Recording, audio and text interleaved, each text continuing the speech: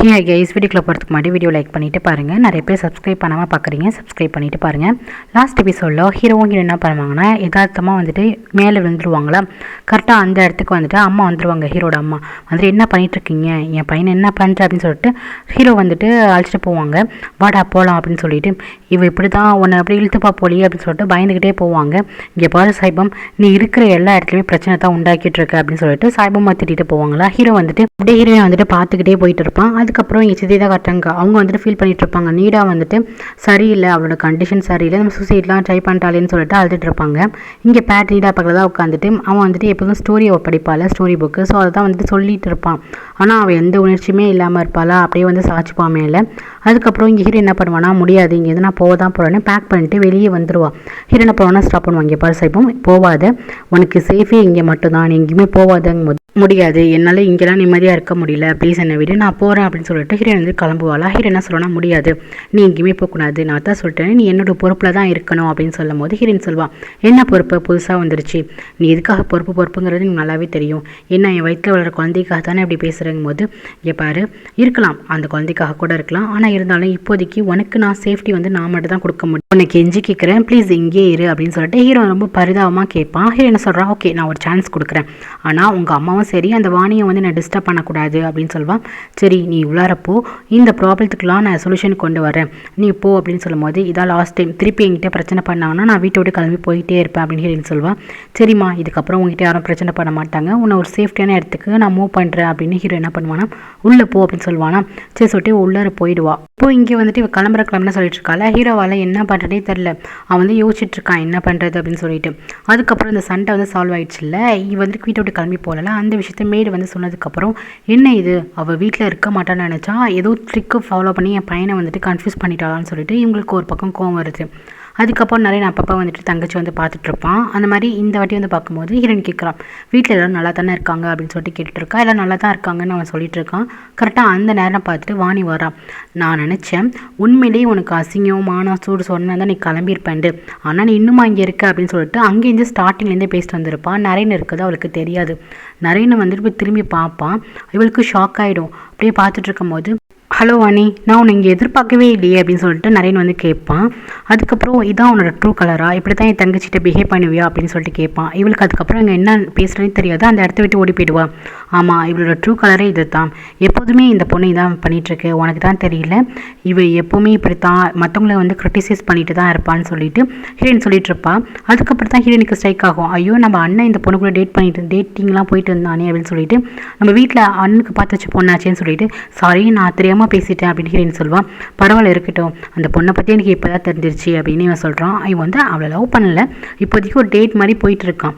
ஆனால் இவனுக்கு தெரிஞ்சு போச்சு இல்லை. நெக்ஸ்ட் என்ன பண்ணுவான்னா, சரி விடுமா, நீ இதை பற்றியும் கவலைப்படாது, சரி அவள் வந்து உனக்கு என்ன தான் பண்ணாங்கும் போது இவ எல்லா விஷயத்தையுமே சொல்லுவாள். அவள் வந்துட்டு அவளும் ஆன்ட்டி சேர்ந்துக்கிட்டு இவகிட்ட டீஸ் பண்ணிட்டு இருப்பாங்களா. ஸோ அதெல்லாம் சொல்லும் போது நரேனுக்கு வந்துட்டு இப்போ தெரியுது அவள் அந்தளவுக்கு பண்ணிட்டு இருக்காளா, அவள் எப்படி நீ இங்கே இருக்க தெரியும், எப்படி அவள் இங்கே வந்தான்னு சொல்லிட்டு எல்லாமே கேட்டு தெரிஞ்சுக்கிறான். அப்புறம் நரேன் போய் ஸ்ட்ரைட்டாக சொல்கிறான், அப்பா அந்த பொண்ணு வேணாம், அந்த பொண்ணு எனக்கு என்கேஜ்மெண்ட் பண்ணாதீங்க, அந்த பொண்ணோட கலர் வந்துட்டு இப்போ தான் எனக்கு தெரியுது, அந்த பொண்ணு சரியில்லை அப்படின்னு சொல்லிட்டு நரேன் சொல்லுவான். அதுக்கு இந்த ஆள் சொல்லுவான், நீ ஏதோ தப்பாக நினச்சிட்டு இருக்காடா, மிஸ் அண்டர்ஸ்டாண்டிங் பண்ணி வச்சிருக்க, இப்போ உண்மையிலே சொல்கிறேன், வாணி ரொம்பவே நல்ல பொண்ணு, அவங்க அப்பாலாம் நல்லவங்க, அந்த ஃபேமிலி தான் நம்மளுக்கு கரெக்டான ஃபேமிலின்னு சொல்லிட்டு இவர் வந்து ஃபோர்ஸ் பண்ணுவார். இங்கே பாரு, நீ யாரோ பேச்சு கேட்டு வந்துட்டு ஆடிட்டுருக்க, நீ வந்து நம்பு, வாணியை நம்பு, வாணி ரொம்ப நல்ல பொண்ணு அப்படின்னு சொல்லிட்டு இருப்பாங்க. அதுக்கப்புறம் வாணி வந்துட்டு ஒரு ஆள் வச்சிருப்பாள், அவன் பேர் அபி. ஸோ அவனை கூப்பிட்டு வச்சு இதை பேசிகிட்டு இருப்பான். அவங்க அப்பா வந்ததுக்கப்புறம் அந்த ஆள் போயிடுவான். யாருமா யார் இது அப்படின்னு சொல்லிட்டு கேட்கும்போது இவன் எதுவும் பேச மாட்டான். இல்லைப்பா, ஜஸ்ட் ஒரு ஃபன் பண்ணுறதுக்கு தான்ப்பா வச்சுருக்கேன், நான் கொடுக்குற வேலைலாம் அவன் செய்வான், அவ்வளோதான் அப்படின்னு சொல்லிட்டு இவன் அப்படியே பேச்சை மாற்றிடுறான். அதுக்கப்புறம் ஹீரோ என்ன பண்ணுறான்னா, ஹீரோனை வந்துட்டு தன்னோட கம்பெனிக்கு அழைச்சிட்டு வரான். கம்பெனிக்கு வந்துட்டு அங்கே பார்த்தீங்கன்னா ஒரு ரூம் செட்டப்லேயே இருக்குது. ஒரு ரூமு, டைனிங் ஹால், அப்புறம் ஒரு சோஃபா செட் எல்லாமே இருக்குது. இது இவன் எனக்கு அப்பப்போ ரெஸ்ட் எடுக்கிற பிளேஸ் போல். அவனோட ரூமுக்கு பக்கத்தே, அவனோட ஆஃபீஸ் ரூமுக்கு பக்கத்தே இருக்கும் போல். இங்கே நீ சேஃப்டியாக இருக்கலாம், இங்கே ஸ்டே பண்ணிக்கும் போது ஹீரோன் கேட்குறா, ஐயோ பாவம், நீங்கள் எவ்வளோ பெரிய பணக்காரங்க, உங்களால் போயிட்டு ஒரு ஹோட்டலில் கூட என்ன ஸ்டே பண்ண முடியலையா அப்படின்னு சொல்லிட்டு இவ கேட்பாளா. இங்கே பாரு சாய்பம், ஹோட்டல்லாம் தேவை கிடையாது, நான் வீடை விட்டால் அதிகமாக ஆஃபீஸில் தான் இருப்பேன், நீ என் பார்வையிலே இருக்கலாம், உன்னை அப்பப்போ பார்த்துக்கலாம், தூங்கலாம். ஸோ அதுக்காக தான் நான் இந்த ரூமை வந்து உனக்கு அரேஞ்ச் பண்ணேன் அப்படின்னு ஹீரோ வந்து சொல்கிறான். அப்போ தான் இவன் புரியுது. ஃபஸ்ட்டு கொஞ்சம் நக்கலா ஹீரோயின் பேசியிருப்பாள்.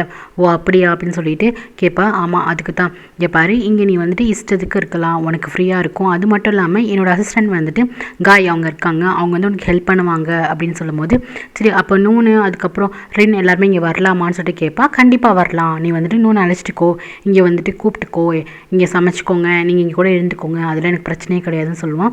ஹீரோயினுக்கு இப்போ தான் கொஞ்சம் லைட்டாக ரிலீஃபாக இருக்கும். நெக்ஸ்ட் பார்த்தீங்கன்னா ரென்னும் நானே வந்துட்டு நீடாவோட ரூமுக்கு வருவாங்க, ஃபுட் எடுத்துகிட்டு வருவாங்க. நீடா அங்கே இருக்கவே மாட்டா. என்னம்மா நீடாவை காணும் அப்படின்னு சொன்னால் நீடா என்ன பண்ணியிருப்பானா, அவங்க அப்பா ஒரு வீடு கிஃப்ட் பண்ணியிருப்பாருல்ல, ஸோ அந்த வீட்டை தான் வந்து நின்று பார்த்துட்டு இருப்பா. இப்படி அடிக்கடி ஆப்சென்ட் ஆகிறா, டக்கு டக்குன்னு ஓடிடுறாள். இவங்க அப்பாவுக்கு ஒன்றுமே புரியல. ஸோ பேட்டிக்கிட்ட கேட்காங்க, இது என்ன தனம், ஏன் இந்த மாதிரி பண்ணிட்டு இருக்கா அப்படிங்கும்போது இதுக்கெல்லாம் ஒரு சொல்யூஷன், நம்ம நார்மல் டாக்டரை பார்க்கக்கூடாது, இந்த மனநல மருத்துவர் இருக்கார்ல அவரை தான் நம்ம பார்க்கணும். எனக்கு தெரிஞ்ச ஒரு ஸ்பெஷலிஸ்ட் இருக்கார், அவர் அப்பையிலேருந்து பார்த்துட்டு இருக்காரு, நிறைய பேருக்கு ட்ரீட்மெண்ட்டு. ஸோ அவரை வந்துட்டு அழைச்சிட்டு வந்து பார்க்கலாங்கும் போது சரி இந்த ஆளும் ஒத்துப்பான். அப்புறம் போயிட்டு பக்கத்தில் உட்காந்துட்டு உனக்காக நான் என்ன வேணால் செய்வோமா அப்படின்னு சொல்லிட்டு பக்கத்தில் உட்காந்து தடவி கொடுத்துட்டு இருப்பாரு. அதுக்கப்புறம் நம்பி என்ன பண்ணுவானா, இங்கே அவங்க வீட்டுக்கே வந்திருப்பா. பின்னாடி என்ன பண்ணுவானா ஃபாலோ பண்ணிட்டு வந்துடுவான். ஏன் நீங்கள் வந்த, இங்கே வர வேணா, வா நம்ம போகலாம் அப்படின்னு சொல்லிட்டு கூப்பிடுவான். ஏன் நான் என் வீட்டுக்கு வரக்கூடாதா, எனக்கு என்னோடய வீட்டு ஞாபகமாக இருக்குது, எனக்கு எல்லாரும் ஞாபகமாக இருக்குது, நான் இங்கே வருவேன் வந்து பார்க்கணும், எதுக்கு என்னை டிஸ்டர்ப் பண்ணுறேன். அது மட்டும் இல்லாமல் அந்த இடத்துல வச்சு என்னை எதுவும் கைதி மாதிரி வந்து வச்சுருக்கீங்கும் போது இங்கே பார் ஹீரோ சொல்லுவான், இங்கே போனாலுமே உனக்கு மரியாதை இருக்காது, இதுக்கப்புறம் இந்த வீட்டுக்குள்ளே நீ வரணும்னா மதிப்பு மரியாதையோடு தான் வரணும், எந்த விஷயம் உங்கள் அப்பா இல்லைன்னு சொன்னாரோ அதை ப்ரூவ் பண்ணிட்டு தான் வரணும், அதுக்காக நான் உனக்கு ஹெல்ப் பண்ணுறேங்கும் போது ஹீரோன்னு கேட்பா, உண்மையாவா அப்படின்னு சொல்லிட்டு கேட்பா. ஆமாம் உண்மையாக தான், இப்போவா போகலாம் அப்படின்னு சொல்லிட்டு அவன் அழைச்சிட்டு போயிடுவான். அதுக்கப்புறம் அப்பா நீங்கள் எதை பற்றியும் கவலைப்படாது, இந்த டாக்டரை பற்றி நான் கேள்விப்பட்டேன், இவர் நிறைய பேஷண்ட்டை வந்து க்யூர் பண்ணியிருக்காங்களாம் அப்படின்னு சொல்லிட்டு அந்த டாக்டர் வருவாங்க. அந்த டாக்டரை பார்த்தனுமே இந்த ஆள் வந்து கத்த ஆரம்பிச்சிருவான். அந்த டாக்டர் வந்து பேட்டு தான் வந்து இன்ட்ரோ பண்ணுவான். அதை பார்த்தனுமே இந்த ஆள் வந்துட்டு நீ அப்படின்னு சொல்லிட்டு கத்த ஆரம்பிச்சிருவான். அப்போ தான் ஒரு ஃப்ளாஷ்பேக்கில் தெரியும், இவன் ஒரு ஆள் வந்துட்டு என் ஒய்ஃப் கிட்ட பேசிகிட்டு இருந்தாங்கன்னு சொல்லிட்டு ஹீரோயின் அம்மா கிட்ட நாரா கிட்ட ஒருத்தவங்க பேசிகிட்டு இருந்திருப்பான்னு சொல்லிட்டு இருப்பாங்கல்ல, அது இந்த டாக்டர் தான். இந்த டாக்டரை வச்சு தான் இவங்களை வந்து சந்தேகப்பட்டிருப்பாரு. அது வந்து டாக்டர்னு அந்த ஆளுக்கு அப்போ தெரிஞ்சிருக்காது. இப்போ பார்த்தனுமே இவன் தான் அப்படின்னு சொல்லிட்டு இவனை பார்க்கக்கூடாது, கெட் அவுட்னு சொல்லிட்டு கத்த ஆரம்பிச்சிருவார். அங்கே இருக்கவங்களுக்கு யாருக்குமே ஒன்றுமே புரியாது. போயிட்டு அந்த டாக்டரை போய் அடிக்கும் போது அந்த டாக்டருக்குமே புரியாது. நெக்ஸ்ட் ஹீரோ தான் காட்டுறாங்க.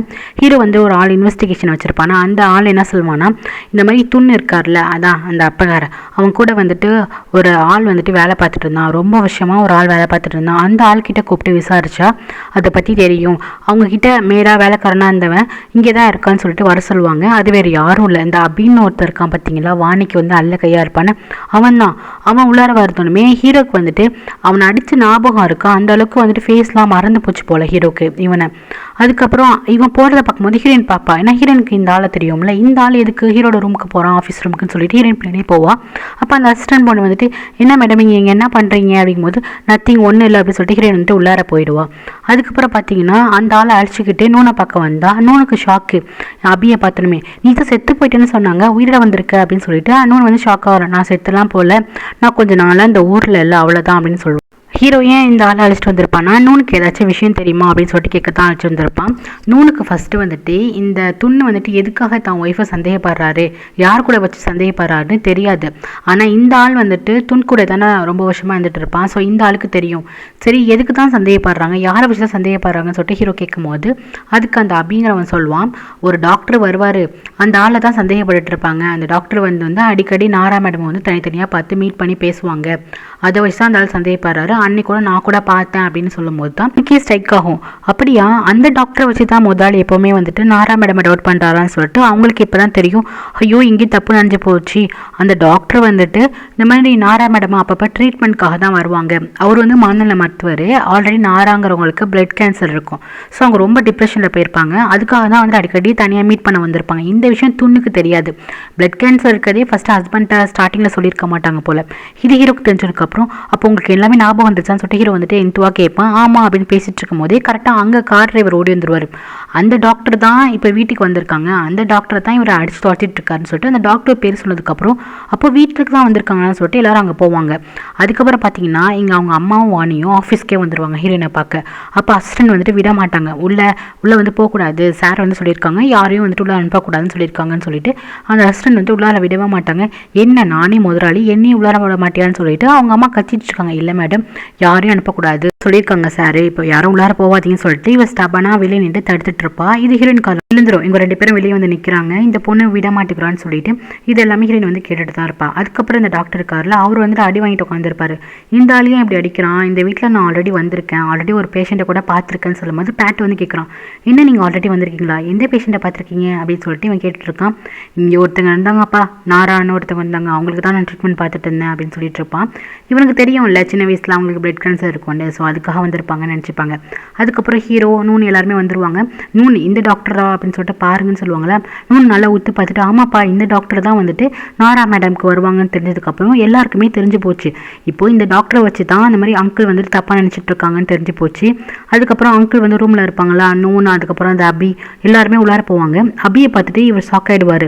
நீ எப்படி உயிரோடு தான் இருக்கியா அப்படின்னு சொல்லிட்டு அவர் கேட்பாரு. ஆமாயா உயிரோடு தான் இருக்கேங்கும்போது, லாஸ்ட்டாக நீ அந்த இன்சிடென்ட்டை பண்ணிட்டு ஓடிட்டு தானே அப்படின்னு சொல்லிட்டு கேட்பாரு. நான் எங்கே ஓடினேன், நான் பிரச்சனை எல்லாம் மாட்டிக்கிட்டேன் அப்படின்னு சொல்லிட்டு அப்படி சொல்கிறான். எந்த பிரச்சனையை பற்றி பேசுகிறாங்கன்னு தெரியல. அதுக்கப்புறம் அந்த டாக்டரும் உள்ளார வருவாரா. டாக்டரை பார்த்துட்டு திருப்பி கத்த ஆரம்பிச்சிடும் அந்த ஆள். இவன் எப்படி வந்தான் அப்படின்னு சொல்லிட்டு துரோகின்னு சொல்லிட்டு கத்த போவானா. அப்போ தான் எல்லாத்தையுமே எக்ஸ்பிளைன் பண்ணுவாங்க. இந்த டாக்டர் வந்து நாராக்கு வந்து ட்ரீட்மெண்ட்டுக்காக தான் வந்திருக்காங்க, அது உங்களுக்கு தெரிஞ்சால் கஷ்டமாயிடுன்னு சொல்லிட்டு தான் பண்ணிட்டு இருந்திருக்காங்க சொல்லிட்டு எல்லா உண்மையும் சொல்லிட்டு இருப்பாங்க. இங்கே பார்த்தீங்கன்னா உள்ளாரே விட மாட்டாங்கல்ல இந்த அசிஸ்டன்ட், 2 பேரும் உள்ளார விடுன்னு சொல்லிட்டு இருப்பாங்களா. அப்போ வாணி என்ன பண்ணுவோன்னா, என்ன உனக்கு திமிரு, பார்க்க இவ்வளோ அக்லியாக இருந்துட்டு ஓவரா பண்ணிட்டு இருக்க, ஃபர்ஸ்ட் நவுரி அப்படின்னு சொல்லிட்டு வாணி ஒரு மாதிரி பேசுவா. இந்த வார்த்தை நம்ம ஹீரோயின் காலை விழுந்துடும். அதுக்கப்புறம் ஹீரோயின் உள்ளார இருக்க மாட்டா, டக்குன்னு வெளியே வந்துடுவா. என்ன சொல்ல வர, யாரை பார்த்து அக்லின்னு சொல்கிறா, அவங்க ஒன்றும் அக்லி கிடையாது, மனசில் இவ்வளோ கேவலமான ஒரு ஆட்டிடியூடாக இருக்கல, நீ தான் அக்லி, மற்றவங்களை கிரிட்டிசைஸ் பண்ணுற பாரு, நீ தான் அக்லின்னு சொல்லும் போது உன்ன மாதிரி ஒரு கேவலமான பொண்ணை நான் பார்த்தது கிடையாது அப்படின்ட்டு ஹீரோயின் சொல்லிட்டு இருப்பாளா. இந்த வாணி கோவம் வந்துடும். டக்குன்னு ஹீரோயின் வந்து பலான்னு அரைஞ்சிருவா. அங்கே இருக்கவங்க யாருமே எக்ஸ்பெக்ட் பண்ணியிருக்க மாட்டாங்க. ஹீரோயினுக்கும் கோவம் வந்துடும்.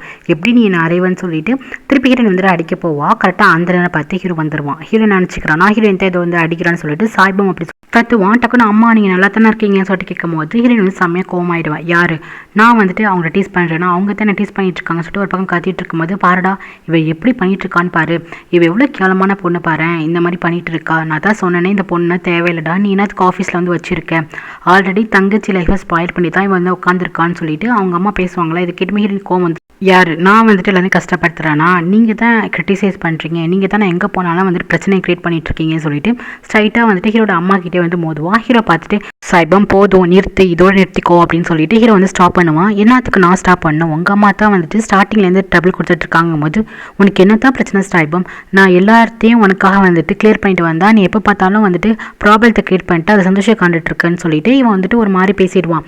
அப்போ நான் தான் வந்துட்டு இந்த ப்ராப்ளத்தை கிரியேட் பண்ணான்னு சொல்லிட்டு ஹீரோயின் கோச்சிட்டு உள்ளார போயிடுவா. பின்னாடி அந்த அசிஸ்டன்ட் பொண்ணு உள்ளார போயிடுவாங்க. அதுக்கப்புறம் ஹீரோ திரும்பி கேட்பான், அம்மா உங்கள்கிட்ட கிஞ்சி கேட்குறேன் ப்ளீஸ் ஆஃபீஸ்க்கு வராதிங்க, அங்கே தான் பிரச்சனைன்னு சொல்லிட்டு இந்த பொண்ணு ஆஃபீஸ் கழிச்சிட்டு வந்து வச்சு தான் இங்கே வந்துட்டு ஏன் இந்த மாதிரி பண்ணிட்டுருக்கீங்க, உங்கள் காலை வந்து கேட்குறேன், பிச்சு கேட்குறேன், ப்ளீஸ் இங்கே வராதிங்க அப்படின்னு சொல்லிட்டு ஹீரோ சொல்லுவான். அதுக்கப்புறம் அந்த ஆன்ட்டியால் ஒன்றும் பேச முடியாது, அவங்க அந்த இடத்த விட்டு கிளம்பி போயிடுவாங்க.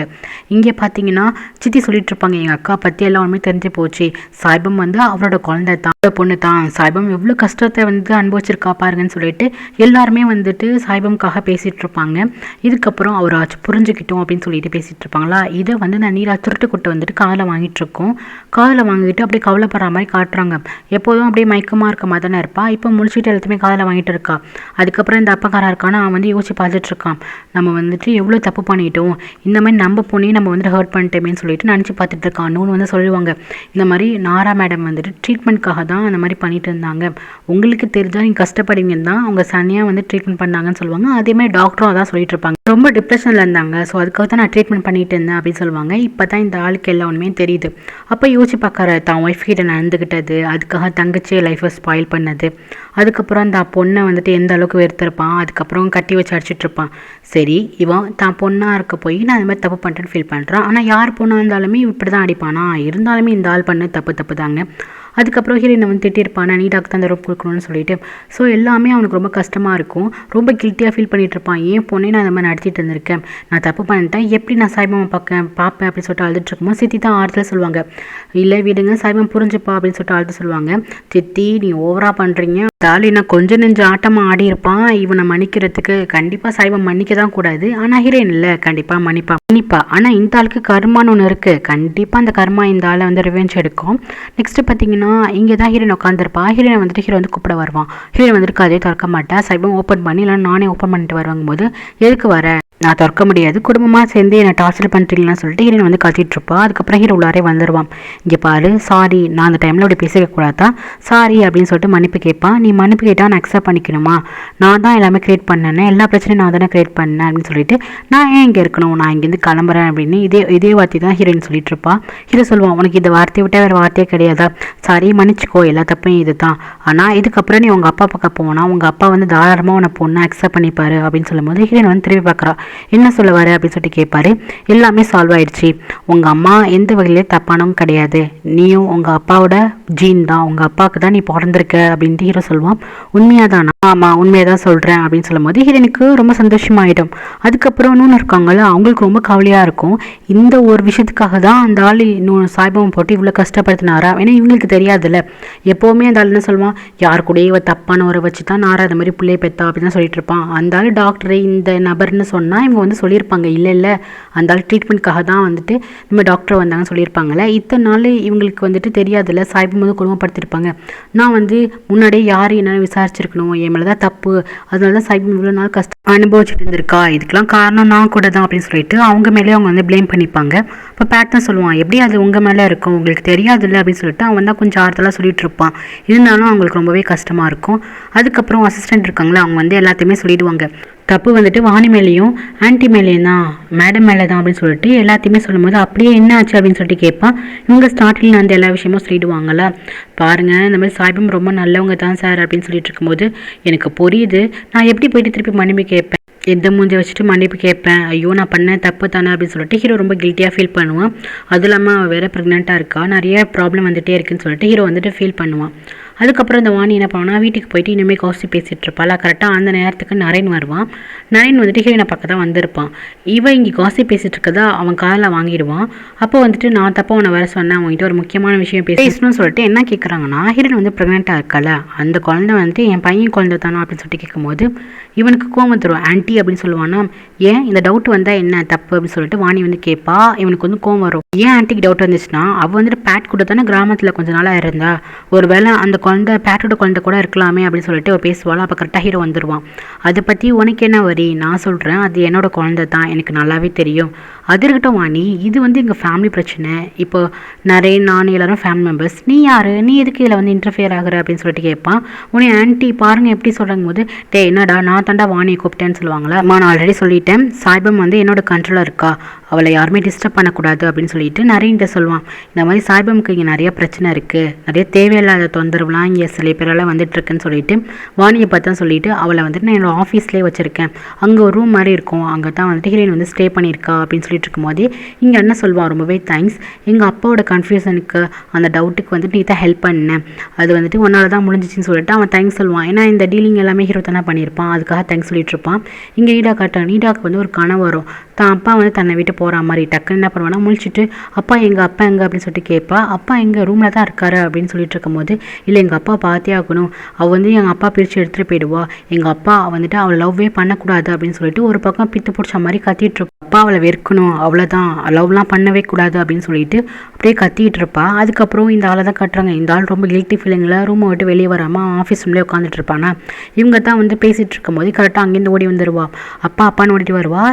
என்ன ஆச்சு அப்படின்னு சொல்லிட்டு கேட்கும்போது, அப்பா நான் கேள்விப்பட்டதெல்லாம் உண்மை தானா, இல்லைப்பா அவள் உங்கள் பொண்ணு கிடையாது, நான் சொல்கிறேன் அவள் உங்களை பொண்ணு கிடையாது, நான் மட்டும் தான் உங்கள் பொண்ணு, அவளை நேசிக்கக்கூடாதுப்பா, நீங்கள் என்ன மட்டும் தான் நேசிக்கணும், சொல்லுங்கள் அவளை நீங்கள் ஹர்ட் பண்ணுறீங்க தானே, சொல்லுங்கள் அவளை ஹர்ட் பண்ண பண்ணுறீங்க, ஹர்ட் பண்ணி தான் ஆகணும் அப்படின்னு சொல்லிட்டு இப்போ பித்து பிடிச்ச மாதிரி கத்திட்டு இருப்பா. ஸோ இதோட இந்த எபிசோட் முடியுது கைஸ். தேங்க்யூ ஃபார் வாட்சிங். லைக் பண்ணிட்டு பாருங்கள், சப்ஸ்கிரைப் பண்ணிட்டு பாருங்கள். Take care.